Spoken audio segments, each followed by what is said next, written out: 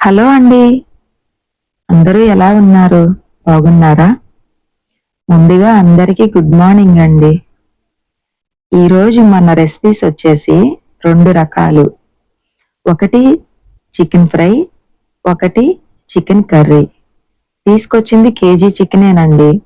కానీ కేజీ చికెన్‌ని ఇలా 2 రకాలుగా అయితే వండుకోవచ్చు. టైము కలిసొస్తుంది. కర్రీస్ కూడా ఎక్కువగా కనిపిస్తాయన్నమాట. సో, అందుకని నేను 2 రకాలుగా అయితే వండాను. ఇట్లా కర్రీగా ఉన్నది రైస్‌లో కలుపుకొని తినడానికి, ఫ్రైగా ఉన్నది పెరుగన్నంలో కలుపుకొని తింటాకి. చాలా టేస్ట్ ఉంటదండి. పెరుగన్నంలో ఫ్రై కలుపుకుంటే చికెన్ ఫ్రై. సో, దానికి కావాల్సింది ఇట్లా ఫస్ట్ కోసేసుకొని రెడీ చేసుకోండి. ఉల్లిపాయ, టమాటా, పచ్చిమిర్చి అనేది కోసి రెడీ పెట్టుకోండి. ఇప్పుడు 2 స్టవ్‌లు వెలిగించుకొని అటో పక్కన, ఇటో పక్కన కళాయిలు పెట్టేసుకోండి. రెండిట్లో సరిపడా ఆయిల్ పోసుకోండి. ఇప్పుడు పచ్చిమిర్చి, కరివేపాకు, ఉల్లిపాయలు వేసేయండి. అట్లాగే కాస్త పసుపు, కాస్త సాల్ట్, అంటే నేను సాల్ట్ వాడతాను. మీరు గళ్ళుప్పైనా వేసుకోవచ్చు. కొంతమంది దగ్గర కళ్ళుప్పు లేకపోతే సాల్ట్ అయినా వేసేయండి. నేనెప్పుడు సాల్టే వేస్తాను. నాకు కళ్ళుప్పు అనేది అలవాట్లేదు. సో, అందుకని సాల్టే వాడతాను. ఇప్పుడు 2 రకాలుగా అటుపక్క, ఇటుపక్క కూడా చక్కగా చేసుకోవచ్చండి.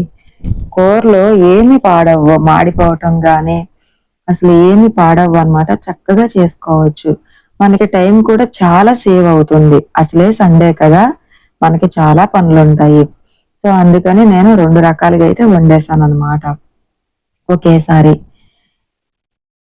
ఇట్లా ఉల్లిపాయలనేది మరీ మాడక్కర్లేదండి. అంటే మరీ మగ్గిపోవసరం లేదు. జస్ట్ లైట్‌గా మగ్గితే చాలు. టమాటా వేసేసుకోవాలి.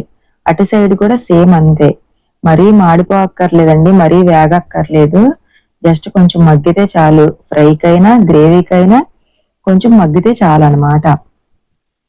ఆ టమాటా అనేది కూడా మగ్గిన తర్వాత అంటే టమాటాల నుంచి గ్రేవీ అనేది మనకి బయటికి రావాలి. టమాటా వేశాక ఎప్పుడైనా గూడా స్టవ్ అనేది సిమ్‌లోనే పెట్టుకోండి. అప్పుడే టమాటా మాడిపోకుండా టమాటాలో ఉన్న గుజ్జంతా బయటకొస్తదనమాట. ఇప్పుడు చికెన్ వేసుకున్నాం కదా! దానికి సరిపడా అల్లం వెల్లుల్లి పేస్టు అండ్ కొంచెం సాల్టు. ఇంకా సాల్ట్ ఇప్పుడు వేసామంటే ఇంక కూర అంతటికి వేయాల్సిన అవసరం లేదండి. ఎందుకంటే ఉల్లిపాయల్లో ఆల్రెడీ మనం సాల్ట్ వేసుకున్నాము.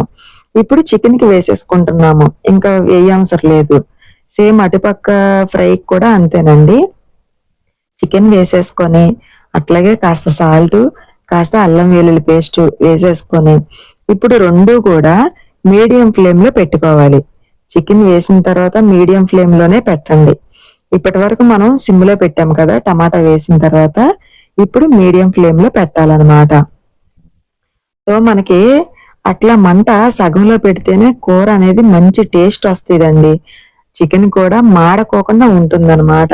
హైలో పెట్టిన తర్వాత ఏమవుతుందంటే చికెను ఎక్కువగా మాడిపోతుంది. అంటే వాటర్ అనేది తొందరగా అబ్జర్వ్ చేసేసుకొని చికెన్ ఉడికినట్టే ఉంటుంది గానీ ఉడకదనమాట. సో, ఎప్పుడైనా కూడా చికెన్ మీడియం ఫ్లేమ్‌లోనే పెట్టి వండుకోండి. ఇలా అయితే రెడీ అయ్యిందండి మనకి ఒక పావుగంట తర్వాత. ఇప్పుడు చెక్క, లవంగి పౌడర్ వేశాను. అట్లాగే కొంచెం ఆహ్, ధనియాల పౌడరు, అట్లాగే కొంచెం జీరా పౌడరు, అంటే నేను జీలకర్ర వాడను. జీరా పౌడరు వాడతాను. అంటే పౌడర్ కింద ఉంటుంది కదా! సో, అదనమాట. అట్లాగే కొంచెం కారం. కారం మీరు తినగలిగినంత వేసుకోండి. ఓకేనా? ఇప్పుడు ఇవన్నీ కలిసేంత వరకు తిప్పండి.